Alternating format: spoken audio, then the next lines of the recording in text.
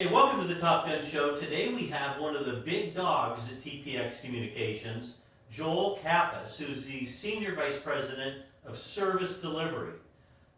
Formerly, he held similar positions at PGI, Mitel, ShoreTel, and Ring Central, companies we've never heard of, right?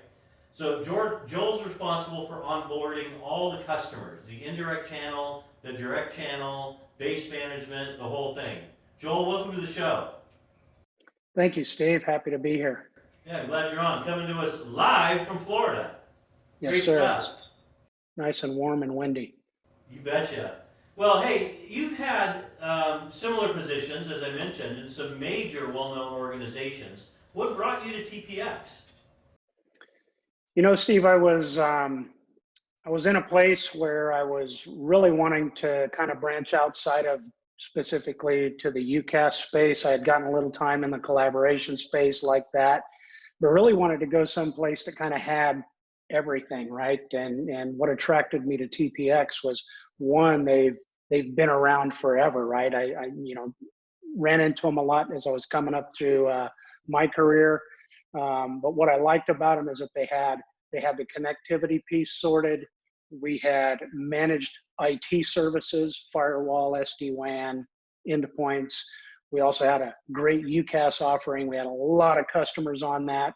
And for me, as a services guy, what I really liked and what intrigued me is they had a $3.5 million backlog for me to walk in and start working on immediately. Yeah, well, let's talk about that. You come in and there's a $3.5 million backlog, which our sales are good, but how do you approach something like that? Initially you just come in and assess, right? You get around in the organization, you talk to everybody in the org, and quickly the quick wins will rise to the top, and you go work on those first. You get some regimentation around how we onboard customers, persistence, consistence, from customer to customer, partner to partner, and you just stick to that methodology and you just hammer it out. And whenever you find a hole, you plug it. And you just continue to work that over time, and you'll see that backlog start to come down, which is what we're seeing already. That's great, man. I know you're doing a great job. I've seen you. You've been here about the same duration as I have, so we're the new guys on the block. But so let me ask about that. This isn't about just backlog. Okay, reduce the backlog. It's about really improving the service delivery to the customers, right? So how do you measure the success of that? I think obviously the traditional methods, NPS, customer satisfaction, measuring there, but also meeting customers where they want to be met, right? Understanding how they want to engage with you. Uh, a lot of times we have one size fits all, and that's not really the case, right? 25 seat customer will have a different expectation and approach versus a large enterprise customer. We should be able to deliver service offerings uh, such that they meet the customer where they want to be met. So I think that's step one, understanding how we engage with our customers, measuring our success with customer satisfaction and NPS. And I think really honing that methodology and kind of our delivery, so to where we've got persistence and consistency, like I said earlier, from customer to customer.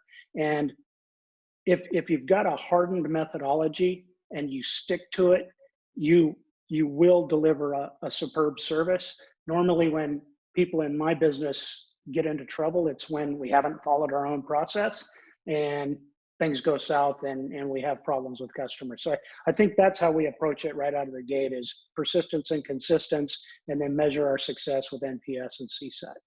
Yeah, I think NPS, Net Promoter Score, it's going to be fun to watch that. It's already high. It's going to be fun to watch that go up even more.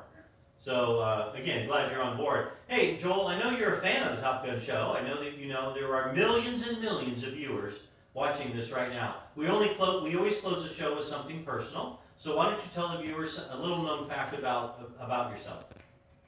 I'm pretty uninterested. I'm not an interesting, pretty unassuming and not interesting. About one of uh, the things that I've done in my career. I spent 12 and a half years in the Army. I was a jump master at Fort Bragg, North Carolina. That was a lot of fun. I got paid to jump out of perfectly good aircraft and push soldiers out of airplanes, and did it 54 times and survived. And I won't go near one today with a parachute on my back. So that was a lot of fun, but it's for the young and the bold, and I'm an old timer at this point. I'm not ready to go do that anymore.